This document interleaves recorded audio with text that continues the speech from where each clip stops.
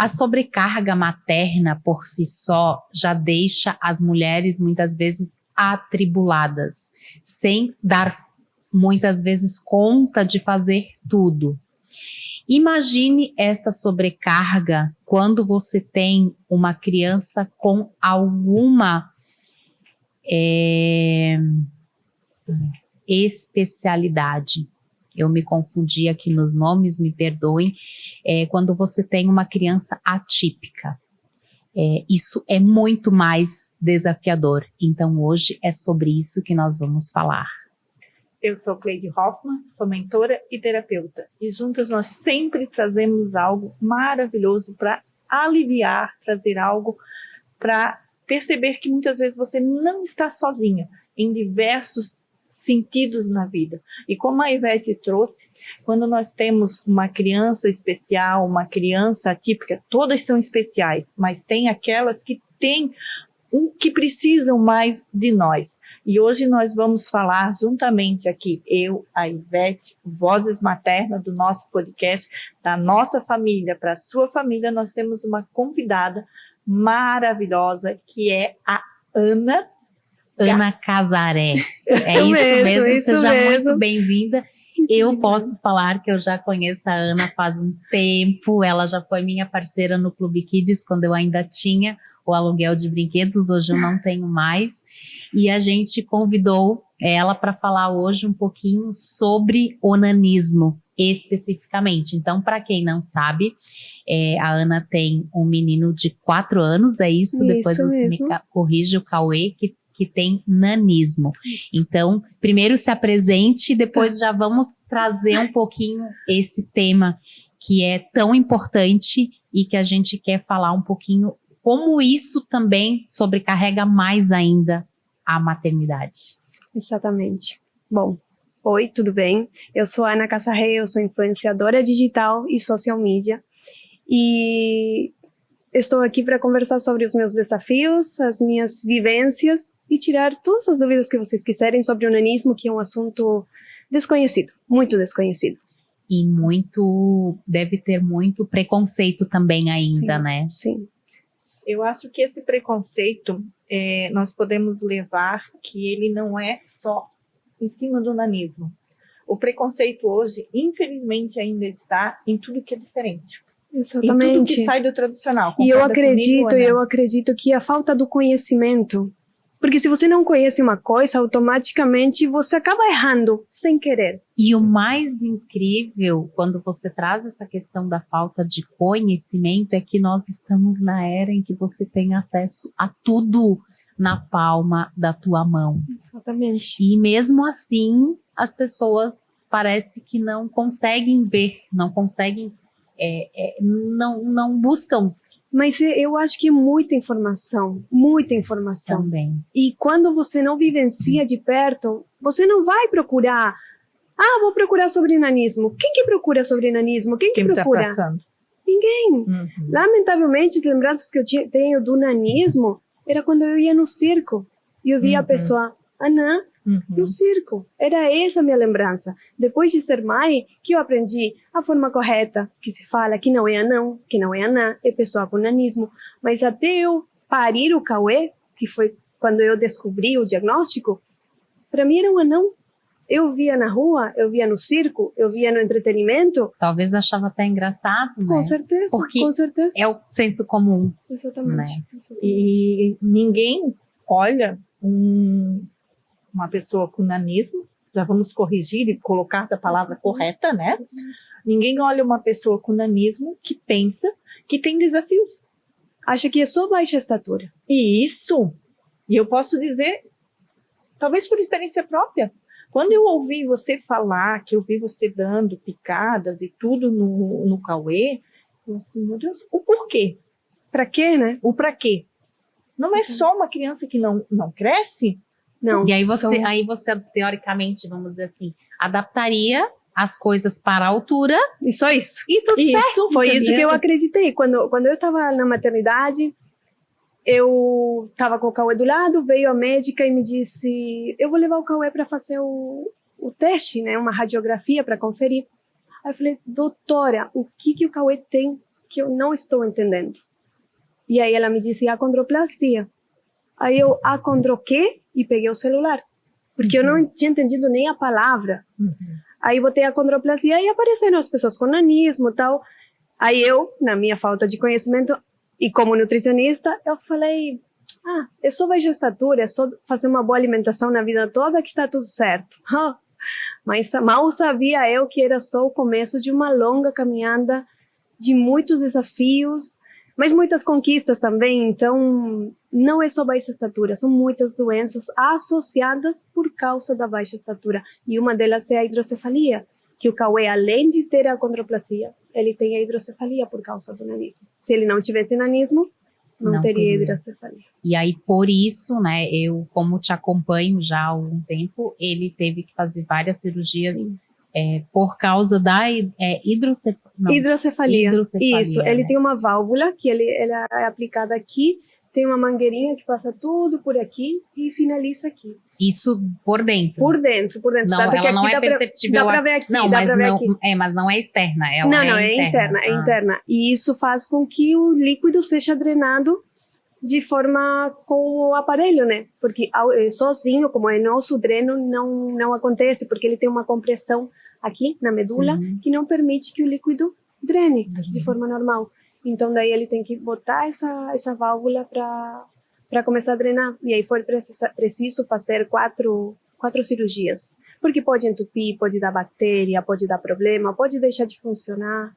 E aí a gente tem que ficar acompanhando os sintomas e precisou trocar várias vezes a válvula. E aí eu me lembro de um episódio, quando eu ainda tinha os brinquedos, que você não podia pegar a cama elástica para ele, porque ele não pode...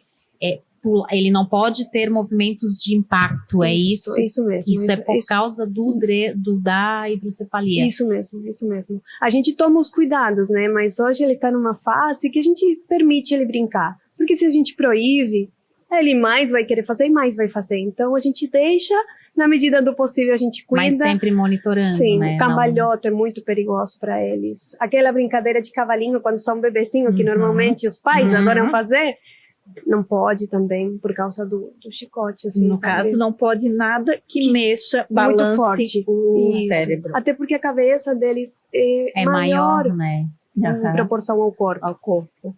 Tem crianças que são maiores, tem crianças que são menores, mas a cabeça sempre é maior.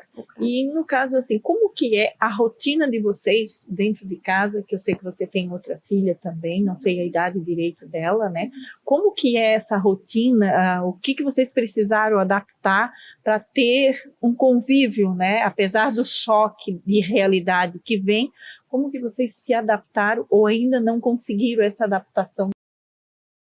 Então, na nossa casa, a gente foi adaptando aos poucos, né? Porque a gente não pode adaptar a nossa casa quando o mundo não é adaptado para eles, né? Então, a gente comprou um banquinho, uma escadinha, trocou uma torneira. Por exemplo, a torneira, quando ela tem como se diz? A alavanca, assim, para abrir. Aqui fica talvez muito longe, daí você bota uma que tenha aqui, daí ele tem acesso com a mãozinha para chegar e abrir.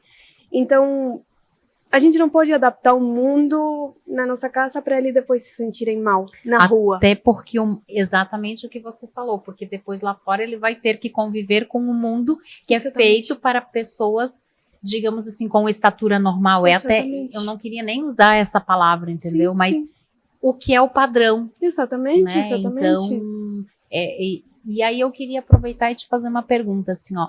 Como que foi para vocês essa rotina? Porque o Cauê foi o primeiro. Sim.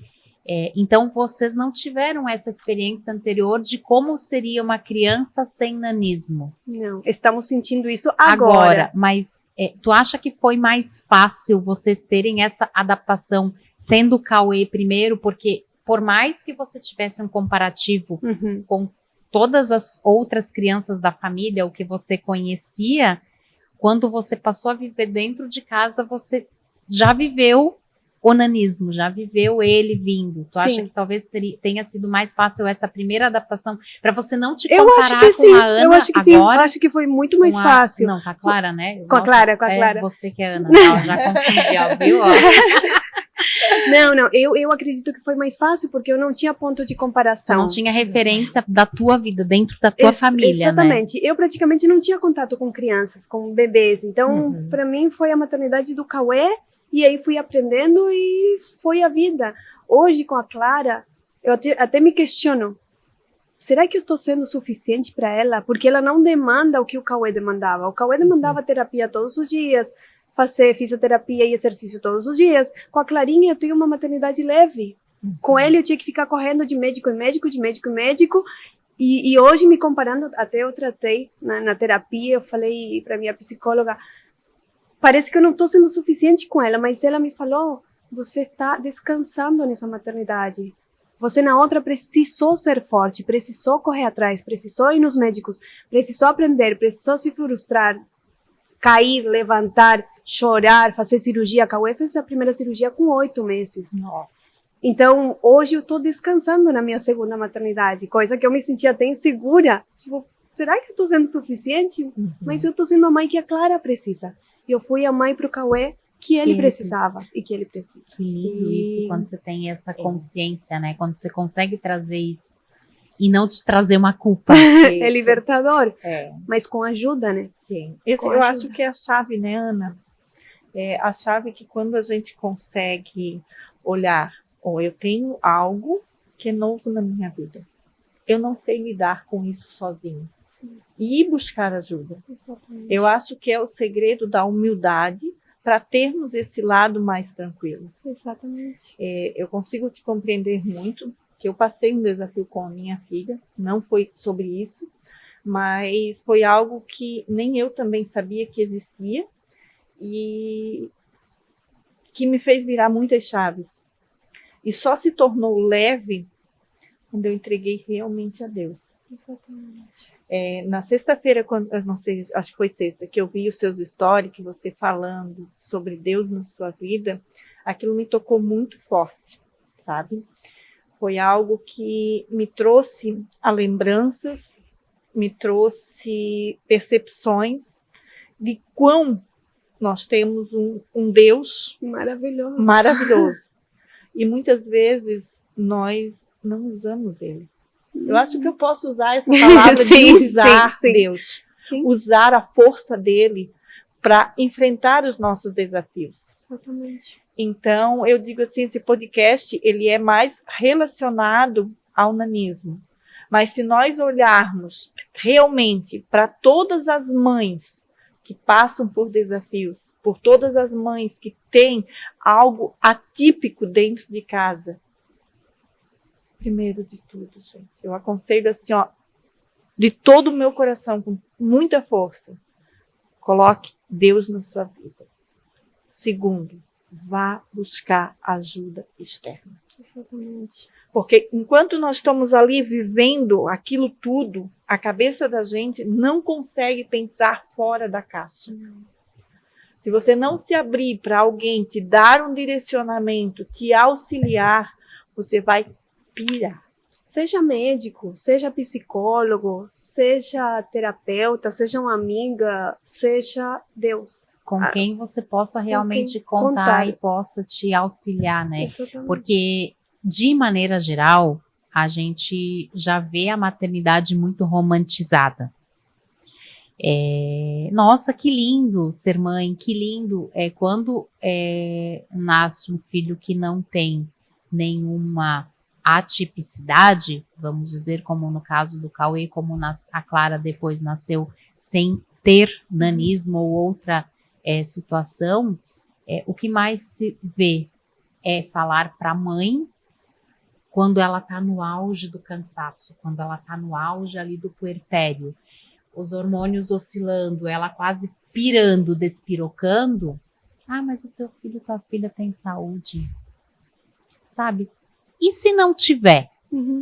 E se não tiver, daí ela precisa ser forte, daí ninguém vai olhar para ela, sabe? Ninguém vai ajudar se você não pedir. Porque assim, se você não te colocar para pedir ajuda, as pessoas até elas vão aparecer, elas vão ver, mas depois assim, elas não vão estar mais o tempo todo. Outra coisa que acontece muito quando aconteceu, quando o Cauê nasceu, é falarem, Deus vai curar ele. Ah, você não acredita que Deus pode curar ele?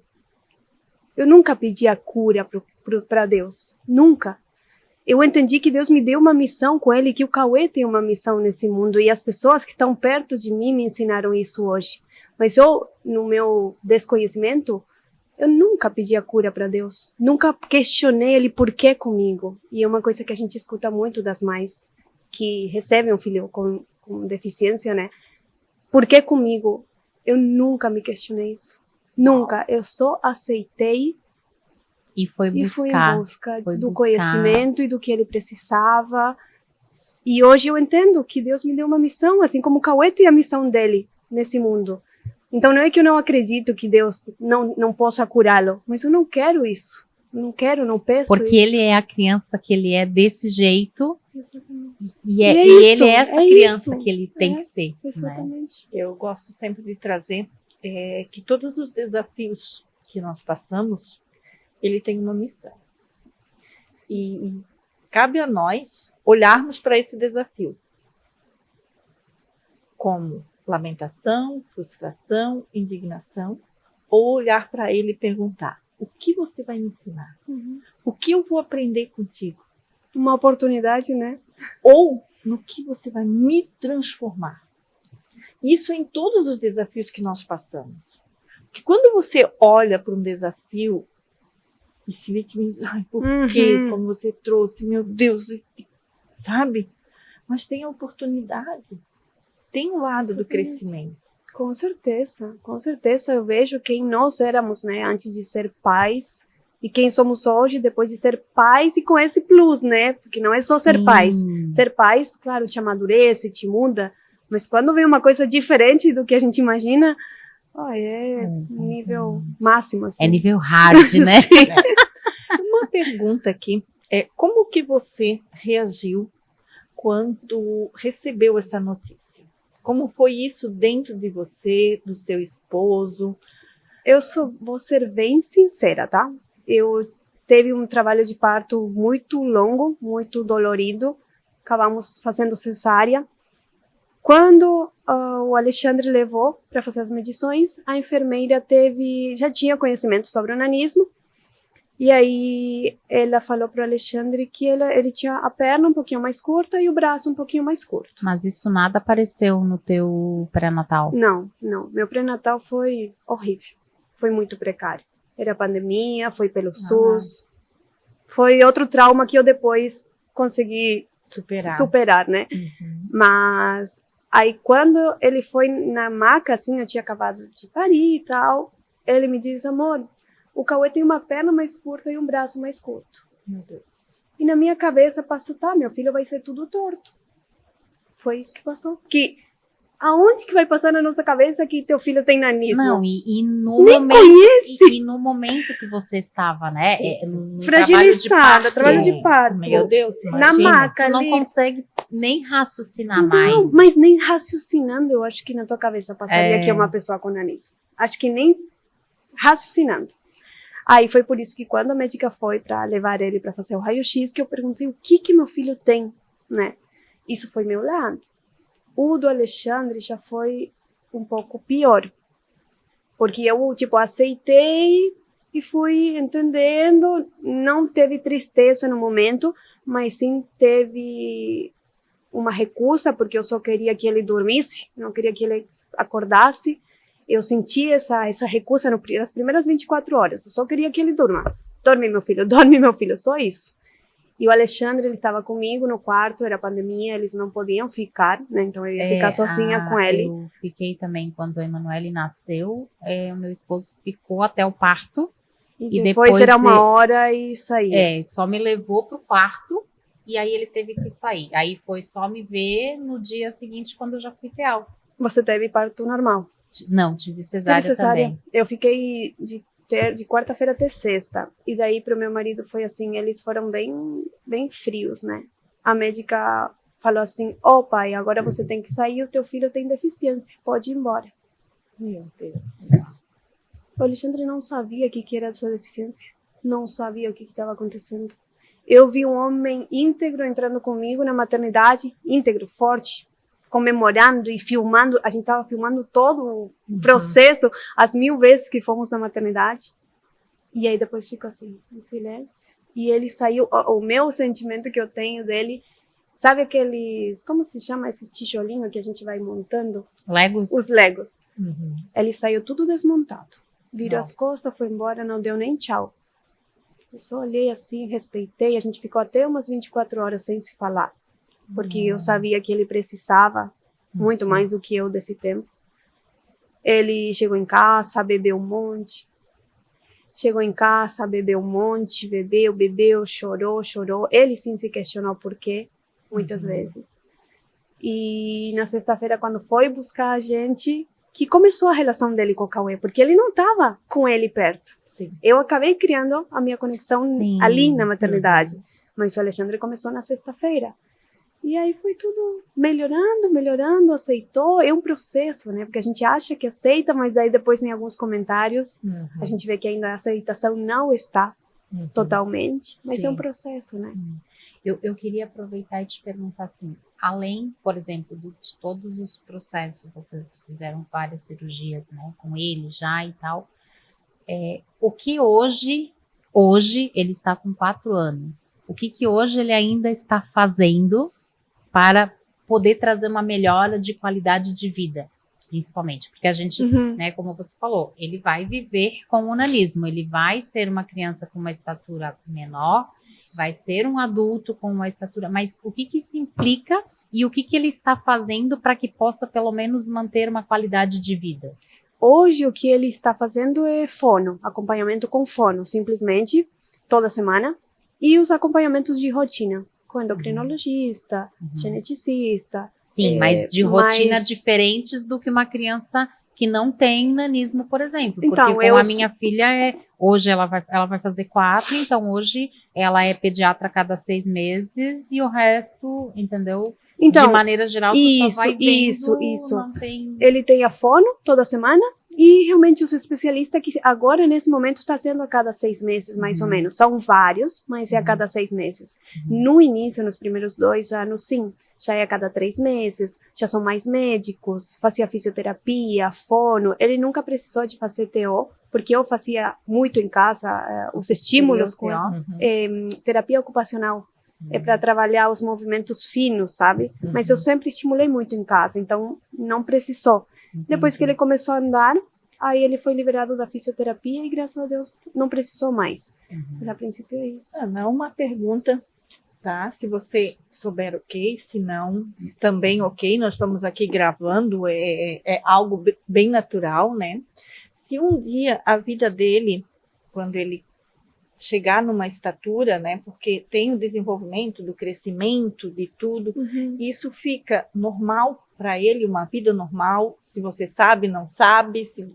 Os adultos têm vida normal, sim, dirigem com carro adaptado, vida normal, só diferente, tem que fazer as coisas de forma diferente, mas trabalham, se desenvolvem, têm família, se apaixonam, se frustram, como qualquer pessoa. Uma vez a minha filha, ela trabalha com moda e quando ela se formou na faculdade, o trabalho dela de TCC e coisa, ela tinha que fazer roupa para nanismo. Sério? E foi muito lindo. Foi lá no centro, eu não lembro mais. Eu até tenho foto. Tem aquela atriz, eu não lembro o nome dela. Tem uma atriz que ela tem um nanismo e ela estava nesse evento. Era a coisa mais linda, gente. Assim, ó, entrava, eu acho que tinha muito mais de 50 pessoas. E foi praticamente o meu primeiro contato com alguém disso, né? Mas elas, assim, muito felizes, sabe? Coisa. E é bem complicado, porque eles têm que ajustar todas as roupas, né? Sim, não. E as roupas foram feitas, porque como elas estavam na faculdade, elas mandaram medidas, foram feitas sob medidas para elas. Sim. Sabe? Então foi algo assim, um desfile, daí elas se apresentaram com a roupa de cada uma, assim, sabe? Se a gente for pensar em marca para pessoas com nanismo adultas, se existem 3 no mundo, é muito. Sim. Muito poucas, né? Bem poucas. Foi o que elas comentaram. Foi o que elas comentaram, que o maior desafio delas é comprar as roupas, né? Depois da vida adulta. Porque até mesmo para ajustar as roupas, Precisa ter é alguém, muito ajuste. precisa ter ajuste. alguém que saiba muito, Sim, né? sim, Que tenha sim. um conhecimento. E não é só mais- cortar a bainha, não é só cortar a Não. bainha. É porque eles têm, A porque tem um cintura, corpo diferente. Exatamente. Só que numa estatura baixa. Exatamente. Nossa, é outro desafio. É. Sabe que eu não tinha parado Sim. realmente para pensar. Porque... Não, e uma coisa, Ivete, bem assim, simples, mas que a gente não pensa. Quando eu comecei a aprender, né, sobre o nanismo, as pessoas falando, sobre o interruptor para ligar e desligar a luz, os botões do elevador, sendo adulto ou sendo criança com nanismo, às vezes são altos. E não dá independência a eles apertarem o botão do elevador. Depende de outra pessoa que esteja do lado para poder apertar. Nossa. Porque tem que arrumar um tem... adaptável, como tem aquelas pessoas que são cadeirantes e mexem no computador. Não só cadeirantes, que não se movem, né? E elas têm uma caneta que elas usam na boca. E daí eles fazem assim, e eles digitam. Nossa, eu conheci muitas pessoas que ficaram, e eles vivem aqui, assim, para movimentar a mão tem que ser alguém que mexe, sabe? Sim. E eles digitam tem um note na frente deles e tal. É muito, assim, incrível. Então, é o desbravar, né, Ana? Exatamente. Eu acho que incentivar ele com um apoio, que ele é uma pessoa normal. Exatamente. Eu acho que isso é o Nós segredo. temos uma rotina normal. Fora os médicos, uma outra vez, mas a nossa rotina é normal. Acordou, comeu, deitou, assiste desenho, faz birra, toma banho, vai para a escola. Normal. Trazer o mais natural possível. Exatamente. Mas isso se torna natural. No começo é muita informação, é muita coisa, e depois se torna natural. Porque depois você vive aquilo no dia a dia, né? Não é uma coisa... tu não tem que... Depois que tu te adapta e acostuma, né, com como ele é, você vai seguir a tua vida de forma natural. Teve uma coisa que minha mãe me perguntou quando a gente ganhou ele, ela me disse, como que eu vou tratar o Cauê? A avó dele, né? Aí eu, mãe, trata ele como teu neto. Simples, assim, não precisa de mais nada. Sim. Foi muito engraçado, assim, porque não sabe, né? Não, trata normal, trata como teu neto. E tudo fluiu. Olha só. E aí eu queria te fazer uma pergunta, assim, o que você hoje gostaria que outras mulheres, outras mães que passam por situações parecidas com a tua, ou com nanismo, ou com alguma outra doença, alguma, né, que seja totalmente atípica. O que você gostaria que elas entendessem a partir da tua jornada? Eu gostaria que elas entendessem que a gente não é guerreira, como muita gente chama. A gente não dá conta de tudo e não se frustra por isso. Aceita que não damos conta de tudo e está tudo bem. E procurar ajuda. Quando a gente não consegue sair de um lugar, só outra pessoa vai nos ajudar a sair daí. Então não se ache autossuficiente. Procure ajuda, dá um jeito, vai para a igreja, vai para terapia. Mas procure ajuda. É essencial, eu acho. E hoje, o que você faz, assim, né? Quando você fala hoje, o que você faz para tornar isso mais leve? Esses desafios, né? Ou desde que ele nasceu, que eu acho que hoje já está mais leve. Sim. Desde o começo, procurei por fazer terapia. Meu marido faz acompanhamento, também porque ele tinha uns temperamentos muito desafiadores dentro de casa, então não era só eu que tenho que buscar ajuda, meu marido também. Ele está fazendo acompanhamento com psiquiatra, que já é uma especialidade que ele precisa, e tudo bem. E agora eu estou em busca do conhecimento de Deus, né? Da Bíblia, da palavra. Então, essas são minhas bases, assim. Eu digo que eu sempre vivi, né, na base disso, mas sem o conhecimento, só porque eu era assim. Porque já era teu. Já era meu, positivo, sabe? Vendo o lado bom das coisas, até mesmo da morte, mas sempre vendo o lado bom das coisas e tirando os aprendizados dos momentos. Mas agora tá tendo tudo, fazendo mais sentido, sabe? E essa é a minha base, assim. Ana, uma pergunta aqui que me veio, eu sei que nós já estamos indo para os finais. Eu posso falar por experiência própria, e como você lida com os olhares diferentes? eu trouxe isso porque eu consigo compreender esse olhar diferente. Porque na mesma hora que quando nós temos um filho especial, um filho atípico, eu digo que eu precisei virar uma leoa para proteger a minha filha. De olhares, críticas, julgamentos, de... como é que eu vou dizer? De receitas médicas indevidas, que eu precisei quase estudar mais para conseguir compreender. Então, na época, teve um médico que me deu uma substância para minha filha dormir 3 dias, que ela iria ficar boa. Então, a gente precisou proteger de tudo isso. O que você faz para conseguir proteger o Cauê disso, para trazer isso para ele com mais naturalidade e se proteger também, né? Eu não protejo ele. Eu preparo ele para o mundo. Uau. Simplesmente isso. Eu fortaleço ele, a autoestima dele, a personalidade dele. Porque eu não tenho como proteger ele a vida toda. Sim. Nem agora. Sim. Ele fica a tarde inteira na escola. As crianças chamando de pequeno e ele não gostando, mas ele falando, eu não gosto que você me chame desse jeito. Fortalecendo ele. Eu não posso proteger ele para a vida toda. Talvez esse seja um dos maiores segredos, né? Preparar os nossos filhos para o mundo. Eles são do mundo, eles não são nossos. Infelizmente, Ana, a gente precisa encerrar. Queremos agradecer imensamente. Acho que foi um aprendizado muito legal, muito bacana, assim, para a gente também trazer, né? Então, gratidão por muito estar aqui compartilhando e estar aqui no Vozes Maternas com a gente. Muito obrigada a vocês. Ana, que Deus te abençoe, que traga muita luz nesse teu caminho, muita sabedoria, muita força, que você consiga conciliar e ser essa mulher sábia que edifica o lar. Obrigada. Gratidão, minha querida. Gratidão. E fica aí, nos acompanhe, deixe o like e envie para todas as mamães que precisam ouvir tudo que a gente passou aqui para vocês hoje. Um beijo no coração.